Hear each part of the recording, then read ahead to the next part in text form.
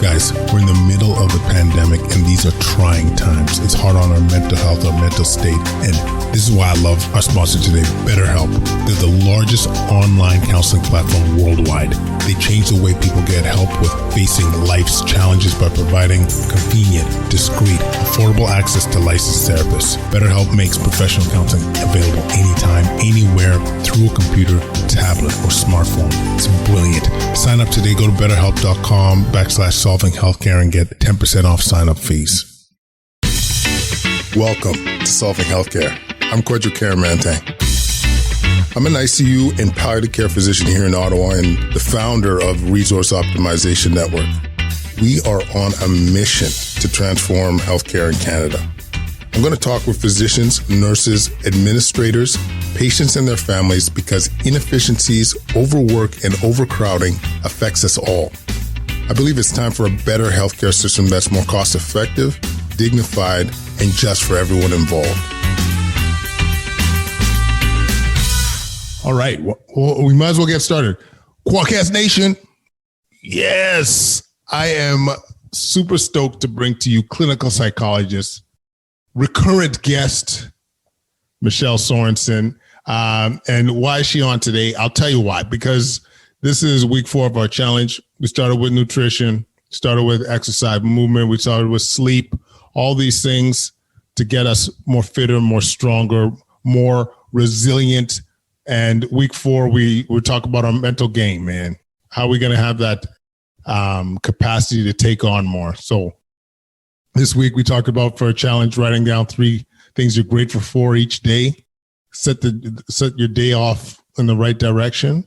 And further to that, especially during the pandemic, we thought bring back Michelle Sorensen. One of my favorite episodes, actually, almost got me verklempt, by the way, talking about resilience. And so we thought we would rejig this, this deep into a pandemic, almost a year into the pandemic. So Michelle, welcome back. Thank you for having me. And yeah, I think it was back in September that we spoke. So it's sort of like a lot has changed since then. And in a way, it feels like nothing's changed since then. It's so true. The same stresses, right?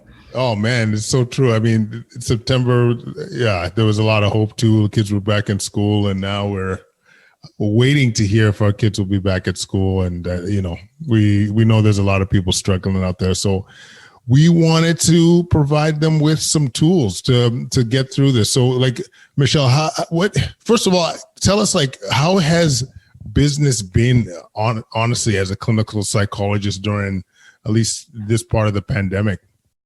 Well, for me, there's kind of 2 sides. As you know, I own a psychology clinic. So my own practice is quite like a lot of the same. I have a lot of long-term clients, patients that come and go. So many of people have come back during this time. I took on new ones when I could, but a lot of it is referring to colleagues who are still building their practices or having room to take on new people. And yeah, it's super busy. I mean, I think psychology has always been busy in Ottawa. We're blessed to have a lot of people with healthcare plans and they can access support.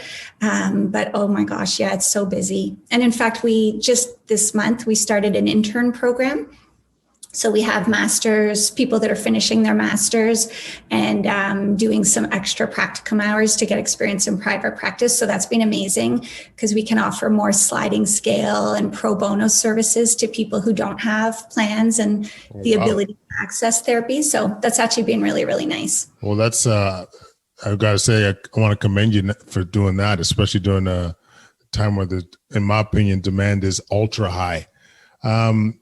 So yeah, we touched base a couple of weeks back, and you're saying there's some added tools you figure for people to utilize to build some more resilience. So talk to us about that. Yeah, I mean, I think a lot of therapists have been thinking about and, maybe sometimes a little bit struggling with the fact that when our environment is so difficult, I mean, we all have to recognize we're absolutely in trauma and we're like 10 months into trauma, right? actually important for people to note too how they might be feeling in the coming weeks and the next month or so, because when you come up to the 1-year anniversary of traumatic events, a lot of people will get triggered or they'll be reliving. So people actually, like my family this time last year, we were on a vacation. So you're kind of like going through, oh, remember we started to hear the news and we were starting, like you relive things. But yeah, we're all definitely in trauma. And so we kind of have to recognize that, yes, there is so much we can do to boost our resiliency, but we also have to kind of recognize the limits. So yeah, I've been kind of gathering ideas, and I sent you my little worksheet, the coping 4Cs, just to try and pull together some of the themes that I'm seeing. And I've shared it with a few people who have already told me that it triggered, actually my mom in particular. I'm sure she'll be listening to this. She listens to it. Better be. Yeah, she's our number one fan, isn't she? She's a loyal follower. Yes. Yeah. But she said that she read through these things, and I think she already does a pretty good job of coping as a senior living on her own. But she kind of went and did a few different things. So one of them was like really looking for where you can contribute.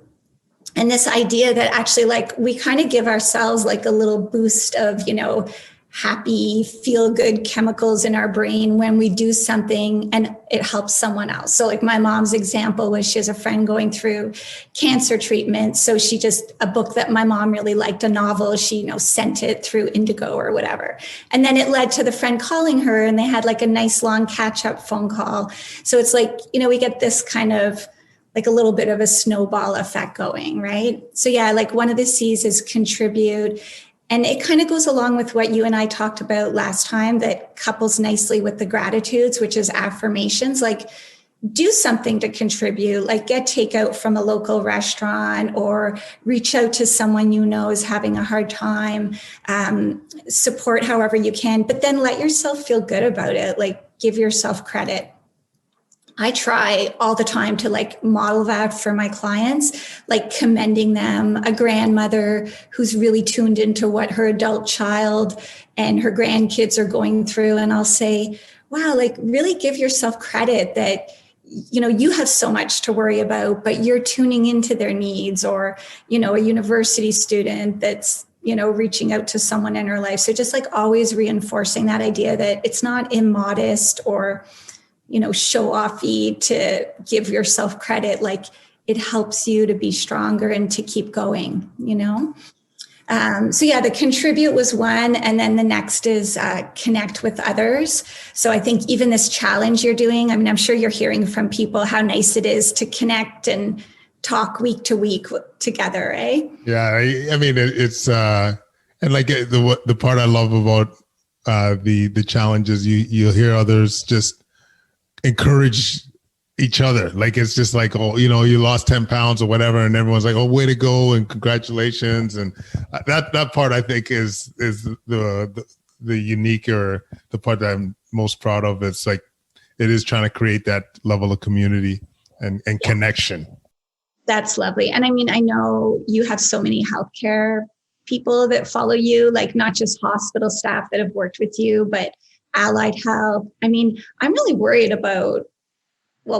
or concerned. I mean, so many of our allied health, like we're hearing like at the clinic when we have clients and just sort of through the community, like massage therapists, physios, chiropractors, with all this, like, these hip issues, pelvic floor issues from everyone sitting at home, inactivity, just the toll of the pandemic. Many of them have been working flat out. And I mean, they do prolonged one-on-one exposure with clients, wearing masks, like shout out to them. They do an amazing job. But at the same time, I think, burnout is high across healthcare, or could be. So yeah, just that connection is so important. And again, for people to really be aware that connection, it's key to surviving and recovering from trauma.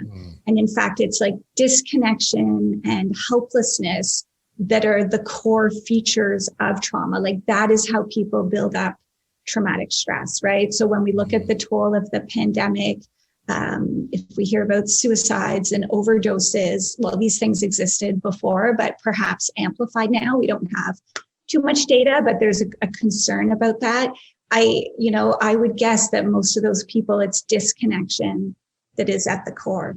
Yeah. And like the thing that's makes it ultra challenging is that, we're in a situation where, early in the pandemic and now it's as isolating as you can be. Like whether you're, like absolutely, you're stay at home orders and, like this is the challenge to be able to try and connect with others when, you can't physically, I shouldn't say you can't, there's ways of doing it, but it's more challenging, right? Like, it's not the same as it was in the summer or before this all happened. So it's so cold. Like I saw some neighbors yesterday, an older couple pulling out lawn chairs in front of like someone had come over and they were all wearing masks, but there was only like 3 people, but pulling out lawn chairs in the driveway. Like it was cold out, but yeah, people are creative. So even that, like people, if it is allowed to go for a walk, 2 people. I mean, I took my 14-year-old out for a drive on Sunday. I'm like, this is an essential drive. 14 already? Yeah, she's 14. Oh my God. But she acknowledged that she had not been out of the house in 4 days. And I'm like, this isn't healthy. And you know what? It was a great connection. Like we laughed, we talked, we drove along the canal. It was sunny. And I think, a way to connect. And so even for parents who are worried about their kids now, just like a quick sidebar on that. Again, when we look at reaching out to other adults, it could be a text message or FaceTime or, letting them know you're thinking about them. But with kids, we kind of have to find ways to try and bring some lightness and some good memories into this time if we can. So even I was talking with my sister who, is a social worker and she does a lot of work with young people. And we were saying how like for a lot of families, finding little routines that are like rituals for the kids. So like me and my husband with our younger couple of daughters, we do these nightly handshakes before bed. And like, it doesn't matter how tired we are or how late it is, they're coming and finding us. And like the handshakes get longer every week because they add extra like dance moves or, like pow, like you, anyways. I wish they were here to show us. I'm not going to demonstrate, but just like, it makes us laugh. It makes them laugh. And we have to find ways to get the kids connected. So yes, they're all having a lot of screen time. It's an abnormal time now. Many of us carry guilt, but like even 5 minutes here and there makes you feel better as parents, and it will make a difference to the kid. And I think too, what we try and do in our house, and I must say I'm not the best at it yet, but just especially, Michelle has 4 children. Okay. Is like giving them their own time too, like their own time with either parent or both parents and say, you know what, buddy, this is you and daddy time. What do you want to throw down? You want to play a little Minecraft? You want to shoot the puck? You know what I mean? Like you just making them feel like they're being seen. Totally, that's it. They feel special. They feel, and saying those things. So like when we talk about affirmations for ourselves, with our kids, remembering to say it all out loud, compliments, we're proud of you, or like even the other day, I had one with my 12-year-old where I could see she was a little distressed last week at the end of one day of virtual school. Her teachers are doing a great job, but she said she had a lot of work. Anyways, I said, you can let your teachers know, we had a conversation about it. And the next day she was so proud because her math teacher told them, you're going to have a day off homework. Like you guys have a lot of work. And she had emailed him to say she thought they had a lot of work. So she was so proud of herself for asserting herself and communicating with the teacher. So like we made a big deal out of it. Like, you don't have to just praise the marks. It's like, wow, you emailed your teacher, you let someone know how you were feeling. And so you're right, just them feeling seen by their teachers and by us, it's huge. Yeah, especially now, man. Like they're vulnerable, in my opinion. They don't have their peers, they don't have their outlets. So just be cognizant of that. Yeah. And we have to really connect. And it's so hard. Like, of course, parents are working, whether from home or out of the home, like you can't monitor your kids all the time, but I do worry a lot about exactly if you have a vulnerable teenager and they're online a lot, try and pop in and find out who they're talking to, because we're really our kids are really at risk in this environment in a number of ways. But yeah, so any little bit of connection, I think it matters. And just even when kids are down or teenagers are feeling really down, which we're hearing a lot of them are, right? Like athletes have lost their sports, kids who maybe aren't good at academics. So school is the place they go to get laughs and the teachers like them. Like every kid has losses right now. And it's for sure hard, and we have to validate that. But we can never lose track of the fact that even when kids roll their eyes at you or they act like they're not hearing you, when their parents show them that they see them and appreciate, they do hear it. Again, they won't always give you that credit, right? So we have to do affirmations for ourselves, give ourselves credit, and we have to do it out loud with the kids. Love it. Love it. Yeah. So connection was one of them. And then what were my other C's? We talked about creativity.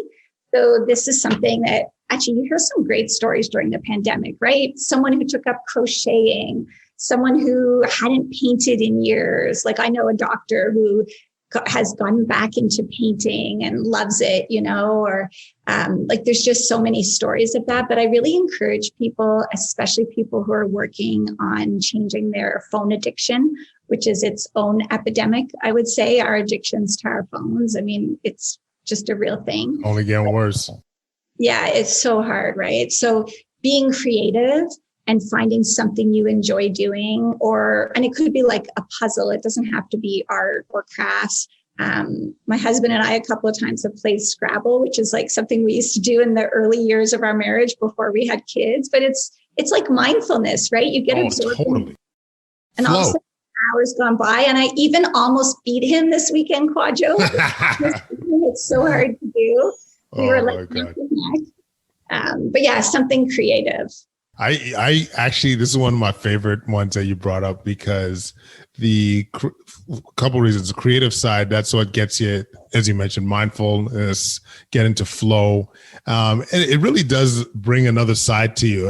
Like that, when you get to bring out that creative side, like this is probably like, if some of y'all notice, like the show is like the podcast is a bit of my creative outlet. Get to talk to people, all different walks of life. And so like, I was on call last night, I was telling Michelle I'm on 3 hours sleep, but this doesn't feel like work. This feels like this is joy. You know what I mean? This is one of the best parts of the day. And so to be able to have that outlet, and I think everyone has their something, but it's also a good time to think of new things, like whether it's a new language, whether it's origami or solo synchronized swimming. Like this is the time, you know what I mean? And kind of tying in with the family, because we spend so much time together. There's often ways that you could do that with the family too. Like you mentioned, Scrabble with hubby, but we've been doing card games or puzzles and so forth. So like I really like that one, the creative angle, which is not intuitive to a lot of people. Yeah, and I think again, just for people out there who are thinking, oh, I'm so not motivated, I can never do those things, I always say I'm going to. That just makes you a normal human being. Like we always feel resistance to something new or something we haven't done in a while. And so I always say, like, when you're anxious about something and you're avoiding, just approach it instead. Like, don't feel like you have to tackle it. So like so many of us moms are always like, gotta catch up on printing photos or making photo books. Don't tell yourself you're going to catch up on your like kid's whole childhood. Like choose one vacation to document, or like Christmas or, something. And just, at the end of an evening, if you've produced something, you have something to show for your evening. Of course, we all tend to feel better than when we've just been scrolling through the news or. Yeah. News or Twitter feed or, you know what I mean? Like it's yeah. And it's positive reinforcement too. When you at the end of the day, when you look at that creative, that thing you created, it's like, oh, I could do this. You know what? And I'm gonna do. Maybe it's not as daunting as we think, and you just build from there. A little bit at a time. I mean, that's how I did the tip sheet. Is like it was a weekend, and I was thinking about things that were helping people, and I just jotted notes. And then I have a really nice student who helps me, and I gave it to him to make he puts it in Canva to look pretty. And yeah, it is pretty.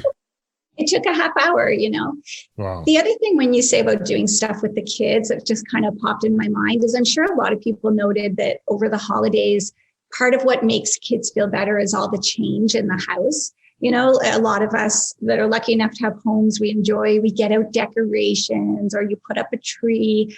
And we can do that well, maybe not the whole tree thing, although some people are joking about doing a Valentine's tree this year. Just keep it going. But I think change in the house is really great. Like if people move the furniture around, the kids will be like, whoa, what's going on? But that's kind of creative too. Like we need novelty, and people, never mind, even people who didn't normally go for vacations, like just we've had so little change in our environments, especially since the summer. And so anything you can do to kind of mix things up a bit, which is again why if you take your kid out to go tobogganing or something they don't normally do, they'll feel better. But in the house, we can be creative like that too.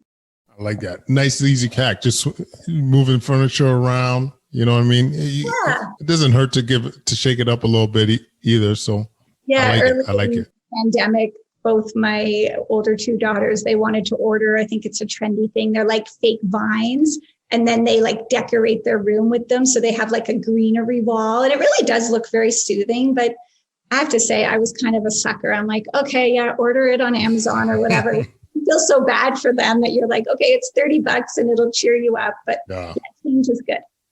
And the last one was on the tip sheet there was about calming your nervous system. And so again, here we're kind of back to the whole idea of recognizing that we are in trauma, some more than others. Some people are not necessarily feeling that, but I think most people, whether it's parents about their kids being out of school, like that feels traumatic for a lot of parents, right? We've had those moments of like being really activated emotionally. I think I told you when they extended it a few weeks ago, I literally had a stress headache for 24 hours, like it's this somatic, even though I wasn't that surprised, like it's the distress for your children. And so, yeah, moving through the trauma, when we can't think our way through the trauma, we want to try and move through it. So grounding, whether it's going for a walk, doing like 2 minutes of yoga at home, or even just standing up. When people feel stuck, again, get away from your screen. Definitely get away from the news when your trauma is activated, and do things that calm your nervous system. Have a warm bath. I'm sure people who are fortunate enough to have a hot tub are totally enjoying them these days. But like even those who don't have a lot, all of us can move and like find physical ways, whether it's like hugging someone, cuddling with your pet, cuddling with your child. But we really do have to kind of work through some of that physically, which again goes well with the challenge you've been working on, right? Of people getting activated. Yeah, I like it too, because the way you frame it, Michelle, because it's, it looks different for different people, whether that is that walk, whether it is physical activity, whether it is stretching, yoga, that 2 minute mindful meditation, whatever it might be. But just anything you could do to calm that nervous system, because as you said, these are some crazy times. And I personally, whatever, I'm a big believer of giving people the simple tools to be able to try and get us through this. And this is what I love about this. So we got connection, contribution.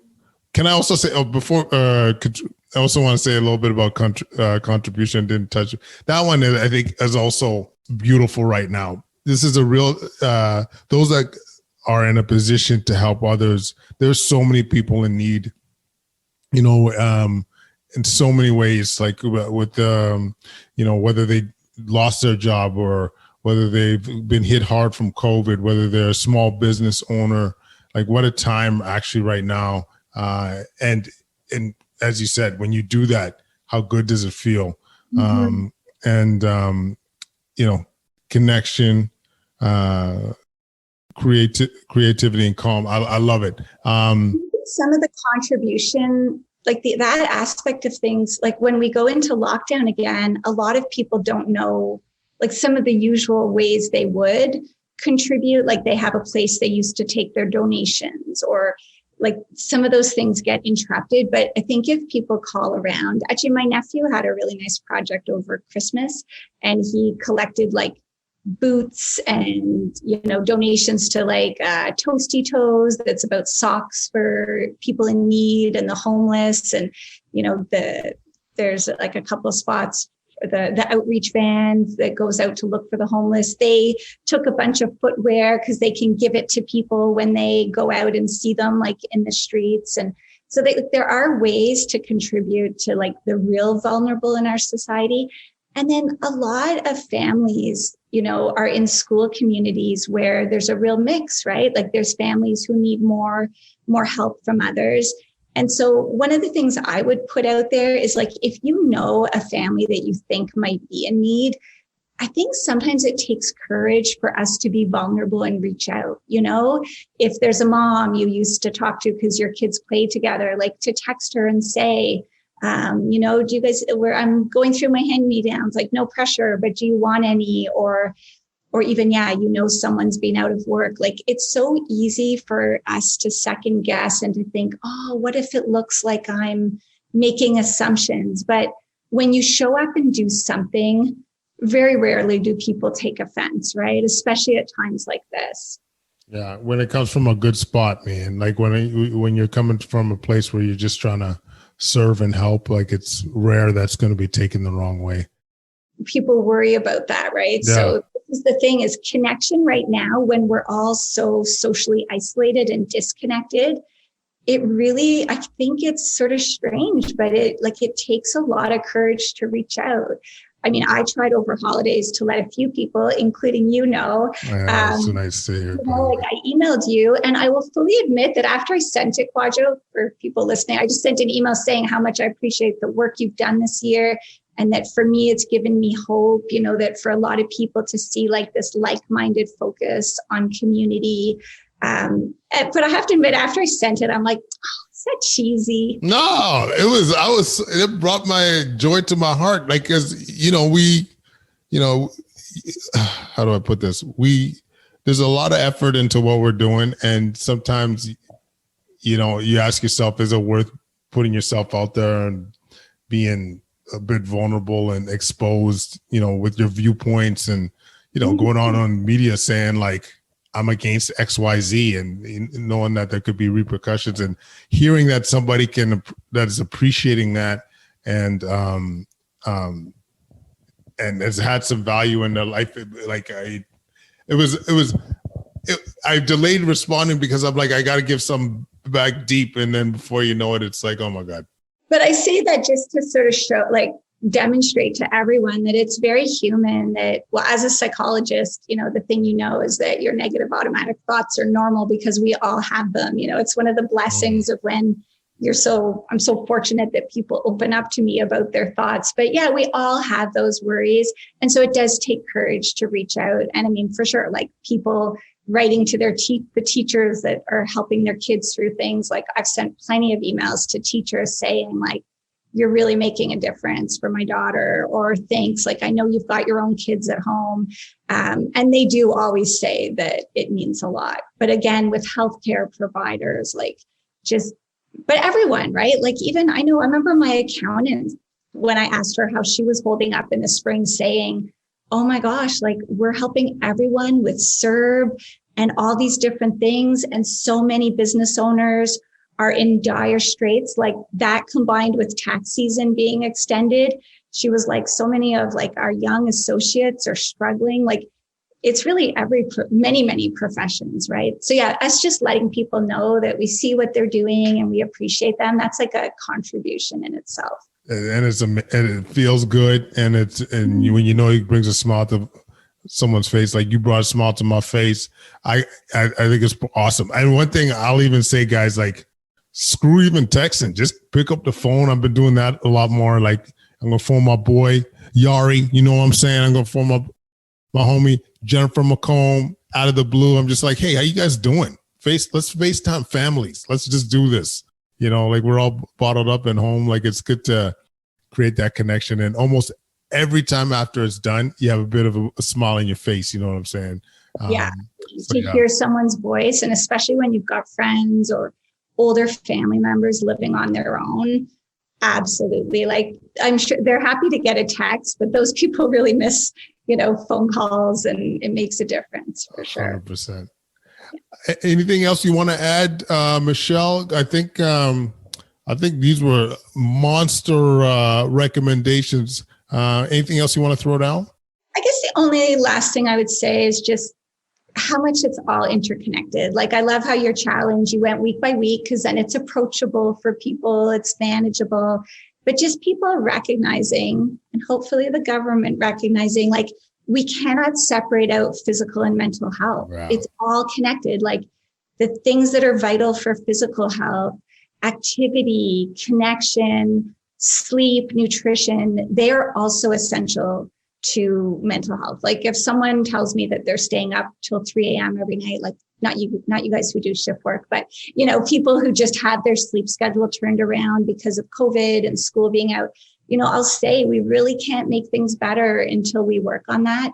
And then the other interconnection that's just really important for people to validate is, for parents and family members, like, we can't separate out our health from that of our children. Mm-hmm. So again, when we look at everything that's happening in terms of the pandemic, I mean, when some of us speak out and say we're worried about school restrictions or other restrictions, it's not because we are COVID deniers. It's because we know in a pandemic, there are no winners. Like, none of us are winning here, but there are trade-offs. And so for sure right now, what I'm seeing is, as children's resiliency is dipping, and like, young and children and teenagers are visibly showing signs of depression, anxiety, compulsive behaviors, you can't expect parents to have good mental health when that's happening, and vice versa. If a parent is really depressed or anxious, if their business is closing or they're overwhelmed at the hospital or what have you, then kids will sense it as well. So this is why it's so important that we take care of one another, because every little change has an effect on other people as well, right? If we help one person, like if a parent takes care of themselves, they'll be better able to take care of their kids. I love it. It makes so much sense. We got to be able to take care of ourselves to be able to take care of our kids. And, it's our kids. I mean, we're going to be talking about it on tomorrow on a Livecast about the effects of school closures, but you know what? Like, we don't want to push our kids to the point where they can't come back from this. So, put. It's a long-term trauma. It's absolutely, and for sure. I mean, many people say, they're going to build resiliency. Yes. But like, at some point, many of these losses, well, for some kids, the losses are already irrecoverable, right? There will be kids who drop out of high school that would have finished, maybe they would have got through, and there's so many losses, but it's like, these are long-term effects. Kids won't forget that they didn't go to prom, that they didn't get to experience grade 9. Like, my daughter's missing grade 9, basically, right? She had every second day in the fall. It's not at all normal school. It's better than not being at school. And now it's all online. And we have to validate for kids that these are big losses. But also, I think I'm so glad you're doing the event tomorrow, so everyone can think about how we can support kids, but also really try and encourage our government to see how much our kids are hurting. Advocate for these kids, yo. No one else seems to be, you know what I mean? We can't forget about them kids, yo. Yeah, we don't want to forget about the people in ICU, the seniors in long-term care. My goodness, like, we have all been so focused on, like, I think Canadians have been incredibly focused on doing the right things. Most people are following the rules, right? But and now I think the tide is turning where it needs to be a bit balanced, and we have to look at kids too. 100% agree. Michelle, thank you so much for doing this. It is always a pleasure. We miss you over, I was going to say Amita, but Carlton Heights, wherever. Yeah, Moffat Farm. Sorry. Yeah, it was, we miss our old neighbors, and give love to the fam. For sure. Quadcast Nation, thank you for tuning in. If you want to see more of Michelle, actually, go to solvinghealthcare.ca/shop. And we had our resiliency conference there, which she was throwing down how we build resilience during the pandemic. Follow us on Twitter, YouTube, Instagram, at Quadcast. You can leave any comments at quadcast99@gmail.com. And guys, thanks so much for tuning in. And we're going to continue to try and change that boogie, yo. For real. Stay strong.